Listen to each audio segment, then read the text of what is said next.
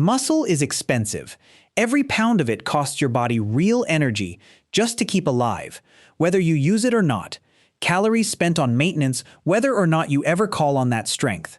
So your body runs a constant, silent audit, asking one question about every fiber you own: are we still using this? The moment you stop training, the answer starts changing, and the body begins acting on it almost immediately, long before you'd ever notice anything in the mirror or on a scale. Today we're tracking exactly what happens when you stop exercising, day by day, for 30 days, so you know whether that first missed week is actually costing you anything, or if the fear around it is bigger than the biology behind it. Think of your muscle like a standing army. An army is expensive to maintain: food, gear, training, all of it, so a smart commander only keeps the force that's actually being deployed.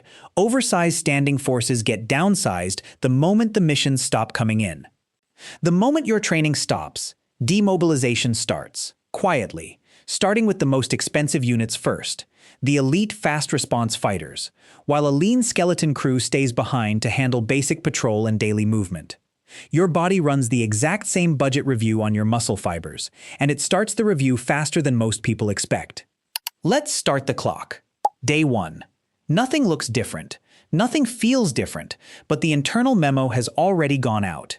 Muscle protein synthesis, the process that was still elevated from your last workout, spikes for roughly 24 to 48 hours after training, and then tapers back down to baseline. Your muscle glycogen stores, the fuel reserve packed inside the fiber itself, also stop getting topped off the way regular training used to demand. You haven't lost anything yet, you've just stopped actively building, and the machinery that was working overtime clocks out. Day 3. This is where the first real change shows up, and it's not in the muscle itself, it's in the wiring. Your nervous system's ability to recruit motor units, the actual electrical signal that tells a muscle fiber to fire and how many fibers fire together, starts becoming slightly less efficient without regular practice. This is why strength dips before size does. Whenever someone takes a break, the muscle is still there. The army hasn't shrunk, but the radio communication to call it into action is getting a little staticky. Fewer fibers answer the same call. Day 7. 1 week in, that neural static has usually cost most people a measurable amount of strength on a barbell, sometimes 10% or more off a max lift, even though a tape measure around the same muscle would show almost no change. Meanwhile, capillary density, the tiny blood vessels that feed oxygen and nutrients into the muscle, is quietly declining too, and it declines faster than the muscle fiber itself does. Mitochondrial density, the actual energy factories packed inside each fiber, follows the same early slide, which is part of why your VO2 max, the standard measure of aerobic fitness, is often one of the very first numbers to drop on any fitness tracker during a layoff. Your endurance capacity, how long a muscle can work before it fatigues, is usually the first real casualty of a layoff, not your raw size, which is why cardio-heavy activities feel harder again before strength training does. Day 14. 2 weeks is where the muscle itself finally starts shrinking, not just the signal to it. Protein breakdown, which was always happening at some low background rate, now starts outpacing protein synthesis, and the fiber's actual cross-sectional area begins to measurably shrink. Your cardiovascular fitness has usually taken an even bigger hit by this point than your strength has. Aerobic capacity detrains faster than muscle mass does, which is part of why the first run back always feels worse than the first lift back. Some of this atrophy signal is driven by a protein called myostatin, whose entire job is limiting how much muscle your body is willing to carry, and it becomes more active the less that muscle gets used, essentially raising its voice the longer the silence lasts. Your resting testosterone to cortisol balance can shift slightly too, tilting away from the anabolic, muscle-building side and toward the catabolic, breakdown side, a small hormonal nudge in the same direction everything else is already moving. Day 21. Here's where the demobilization gets selective. Fast-twitch fibers, the expensive, explosive, powerful ones, built for sprinting and heavy lifting, shrink noticeably faster than slow-twitch endurance fibers. It's the same logic as sending the elite units home first. They cost the most to keep on standby and get used the least in daily life, while the slower endurance fibers that handle walking and posture stay closer to full strength since they're still getting called up constantly just by you moving through a normal day.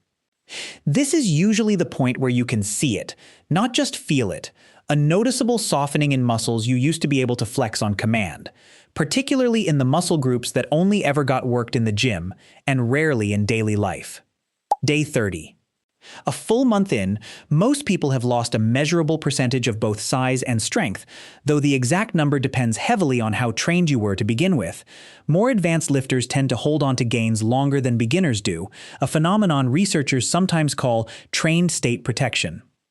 Your tendons and connective tissue have lost some of their stiffness too. Part of why jumping straight back into your old numbers is when a lot of injuries happen. Muscle is also one of your body's biggest storage sites for blood sugar, using a transporter called GLUT4 to pull glucose out of your bloodstream. So a month of reduced training quietly makes your blood sugar regulation a little less efficient as well. One more reason detraining isn't purely a cosmetic issue. Here's the part almost nobody tells you. And it's the reason none of this is actually as bad as it sounds. When you originally trained that muscle, it didn't just get bigger. It recruited new cell nuclei into the fiber, extra command centers that manage protein production for that cell. And unlike most cells in your body, a muscle fiber can hold dozens of them at once. Research on what's often called muscle memory suggests those extra nuclei stick around far longer than the size or strength does, even after a fiber has shrunk back down to something close to its untrained size. There's evidence the DNA inside those nuclei even carries a kind of chemical bookmark from your training history, a trace that primes the muscle to respond faster the second time around, almost like the blueprint stayed on file even after the building got smaller. Which is why, when someone returns to training after a break, they almost always regain their previous size and strength dramatically faster than it took to build the first time, weeks instead of the months or years it originally took. The army was never actually disbanded. The officers stayed on payroll the whole time, just waiting for new orders. If a break is unavoidable, here's how to actually protect what you've built. Step 1. Don't go to zero if you can help it. Research on minimal maintenance training consistently shows that even a single short session a week, at a fraction of your usual volume and intensity, can preserve most of your strength for weeks at a time. You don't need your old workload, you just need enough to keep the signal alive and remind your nervous system the skill still matters.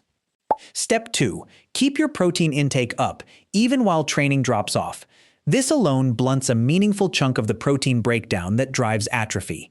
Even without the training stimulus behind it, think of it as paying the rent on tissue you want the body to keep. Step 3. Stay generally active.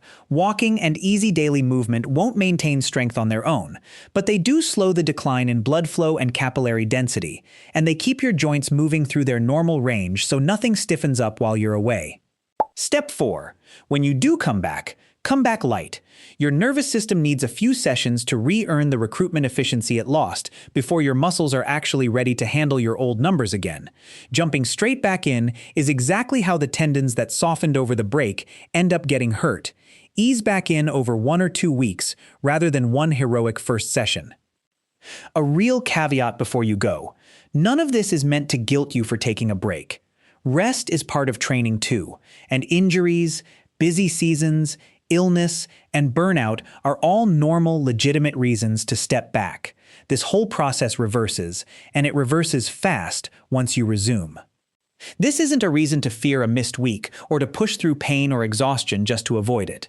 That trade is never worth it, and forcing training through an injury usually costs you far more time than the rest would have. If you notice the fear of losing progress is driving you to train through genuine pain or skip rest days you actually need, that's worth paying attention to on its own. This is information for the person taking a longer, intentional pause, not a reason to feel bad about needing one. Your body was never trying to punish you for resting. It was just running the same honest budget review it always runs. Keep what's used, release what isn't. The good news is that budget remembers you.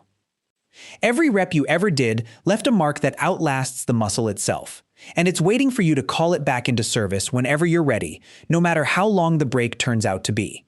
If you've come back from a break before, tell me how long it actually took you to feel strong again. I'll see you in the next video.